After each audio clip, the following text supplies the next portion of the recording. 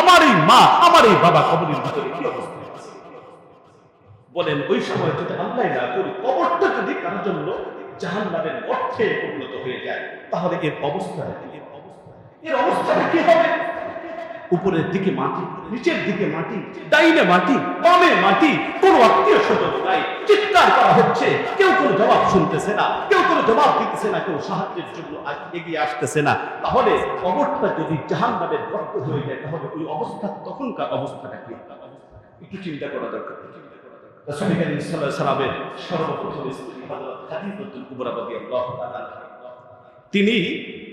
তিনি এমন একজন মহিলা, এই পৃথিবীতে আল্লাহ পাক একটা মহিলাকে সালাম দিয়েছেন, তিনি হচ্ছেন হযরত খাদিজাতুল কুবরা রাদিয়াল্লাহু তাআলা। সুবহানাল্লাহ বলবেন। আল্লাহ পাক সালাম দিয়েছেন, এটা কি চারটিখানি ব্যাপার? আল্লাহ পাক সালাম দিয়েছেন, তাহলে কি পরিমাণ পছন্দ করেন আল্লাহ পাক হযরত খাদিজাতুল কুবরা রাদিয়াল্লাহু তাআলা। আল্লাহ রাসূল সাল্লাল্লাহু আলাইহি ওয়াসাল্লাম এই খাদিজা রাদিয়াল্লাহু তাআলা আনহাকে খুশি রাখার জন্য, সন্তুষ্ট রাখার জন্য, তার বয়স, খাদিজার বয়স যখন 40 বছর, আল্লাহ রাসূলের বয়স ছিল 25 বছর, এই অবস্থায় বিবাহ করেছেন খাদিজাতুল কুবরা রাদিয়াল্লাহু তাআলা আনহাকে।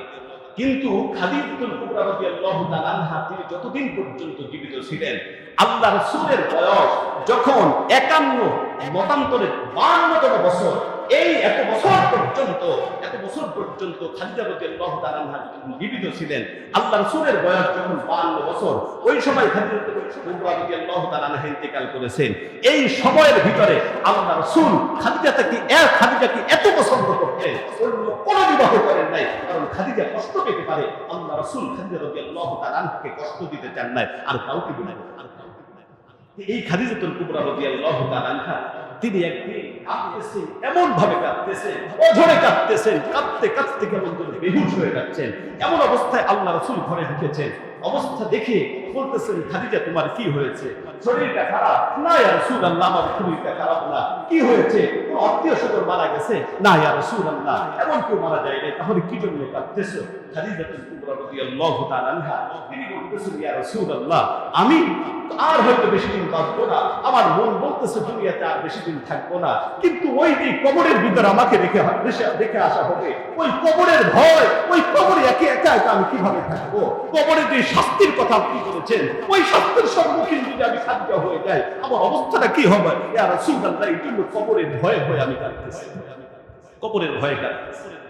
আল্লাহ রাসূল সাল্লাল্লাহু আলাইহি ওয়াসাল্লাম বলতেছেন, খাদিজা তুমি ভয় পেও না, তুমি ভয় পেও না, আল্লাহ, আমি আশা করি কবর তোমার সাথে ভালো আচরণ করবে। খাদিজা রাদিয়াল্লাহু তাআলা আনহা কান্না কোনোভাবে থামায়, কোনোভাবে খাদিজা রাদিয়াল্লাহু তাআলা আনহা কান্না থামাচ্ছে। আল্লাহ রাসূল বলতেছেন, খাদিজা তুমি বলো খাদিজা, আমি কি করলে তোমার কান্না থামবে? তুমি সান্ত্বনা পাবে, বলো, তুমি বলো, তুমি যা বলবে আমি তাই করব। খাদিজা রাদিয়াল্লাহু তাআলা আনহা আল্লাহ রাসূল সাল্লাল্লাহু আলাইহি ওয়াসাল্লামের হাতটা খপ্প করে ধরেছেন, বলছেন, ইয়া রাসূলুল্লাহ, আপনি কথা দিন আমার কাছে, কথা দিন, আবার কথা দিন, যতক্ষণ পর্যন্ত কবরের সওয়াল আর জবাব শেষ না হবে, ততক্ষণ পর্যন্ত আপনি আমাকে কবরে রেখে আপনি যাবেন। কবরে রেখে যতক্ষণ আমি সওয়ালের জবাব, প্রশ্নের জবাব না দিতে পারবো, ততক্ষণ পর্যন্ত আমাদের কবরের পাশ থেকে আপনি যাবেন না। সবাই যাবে, কিন্তু আপনি যাবেন না, কথা দিলাম।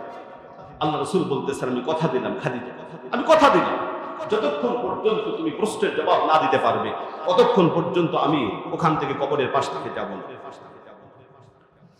আমার মুসলমান ভাইয়েরা, গভীর মনোযোগ, আজকের যে আলোচনাটা করতে চাই, সামনের দিকে গভীর মনোযোগ। খাদিজাতুল কুবরা রাদিয়াল্লাহু তাআলা আনহা তিনি কবরকে এই পরিমাণ ভয় পাইতেছেন, আর আমরা কেন উদাস হয়ে গেলাম? আমাদের কোন চিন্তা, কিসের ভিত্তিতে কবরের ভয় আমাদের ভিতর থেকে দূর হয়ে গেল?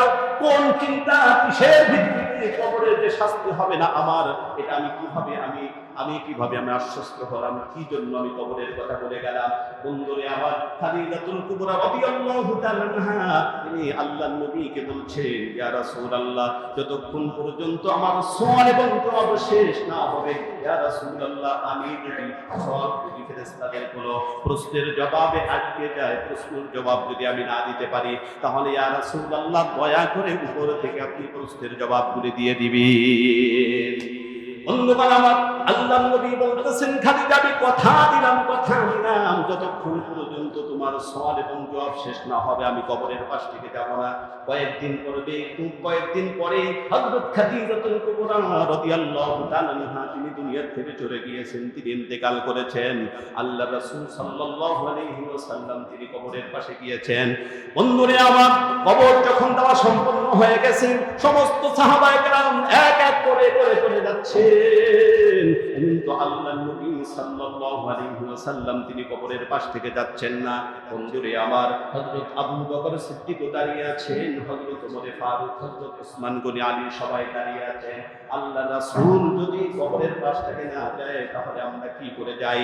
বন্ধুগণ আমার, আল্লাহর রাসূল কাঁদতেছেন, একবার খাদিজাতুল কুবরা রাদিয়াল্লাহু তাআলা আনহার পায়ের দিকে যাইতেছেন, একবার মাথার দিকে যান, একবার ডাইনে যান, একবার বামে যাইতেছেন, ঘুরতেছেন, পাগলের মতো হয়ে গেছেন।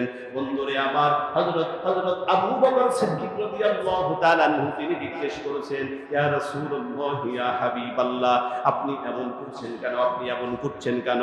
খাদিজা তো আল্লাহর কাছে পছন্দনীয় ব্যক্তি, আল্লাহ রাব্বুল আলামিন খাদিজাকে সালাম দিয়েছেন, খাদিজার তো কোনো সমস্যা হওয়ার কথা না, আপনি কি জন্য কাঁদতেছেন? আল্লাহর নবী বলতেছেন, ও আবু বকর শোনো, আমি কয়েকদিন পূর্বে আমার খাদিজার কাছে আমি ওয়াদা করেছি, যতক্ষণ পর্যন্ত ফেরেশতাদের জবাব শেষ না হবে আমার খাদিজা যদি প্রশ্নের জবাব না দিতে পারে, আমি ওয়াদা করেছি উপর থেকে আমার জবাব দিতে হবে। আমি শুনতেছি আমার খাদিজার কাছে এই মাত্র মুনকার নাকির এসেছে, এখন প্রশ্ন করবে, আমি পাগল হয়ে যাচ্ছি, আমার খাদিজা জবাব দিতে পারে কিনা, এই জন্য আমি পাগলের মতো হয়ে গেছি। যদি আমার খাদিজা জবাব দিতে ব্যর্থ হয়, যদি না দিতে পারে, আমি উপর থেকে বিশ্ব নবী আমার খাদিজার জবাবটা দিয়ে দেব। জোরে বলুন সুবহানাল্লাহ। সাথে সাথে আল্লাহ রাব্বুল আলামিন হযরত জিবরিল আলাইহিস সালাতু ওয়াস সালামকে পাঠিয়ে দিয়েছেন, ওগো জিবরিল তুমি যাও আমার বন্ধুকে বলে দাও না তাহসান সে যেন কোনো চিন্তা না করে, ও আমার বন্ধুকে বলে দাও আমার বন্ধু যেন কোনো চিন্তা না করে, খাদিজাকে আমার বন্ধু যতটুকু ভালোবাসে আমি আল্লাহ রাব্বুল আলামিন আমার খাদিজাকে তার চাইতে বেশি ভালোবাসি, আমার বন্ধুকে তুমি বলে দাও সে যেন কোনো চিন্তা না করে। আমার খাদিজা অবশ্যই জবাব দিতে পারবে, যদি জবাব না দিতে পারে তাহলে আমি আল্লাহ রাব্বুল আলামিন দায়িত্ব নিলাম, আমার খাদিজার প্রশ্নের জবাব আমি আল্লাহ পাক নিজেই দিয়ে দিব। উত্তরে আমার যাদের জবাব, যে ব্যক্তির জবাব আল্লাহ নিজে দেওয়ার দায়িত্ব গ্রহণ করেন, আল্লাহ রাসূল এইরকম পাগল হয়ে যান তার জবাব দেওয়ার জন্য।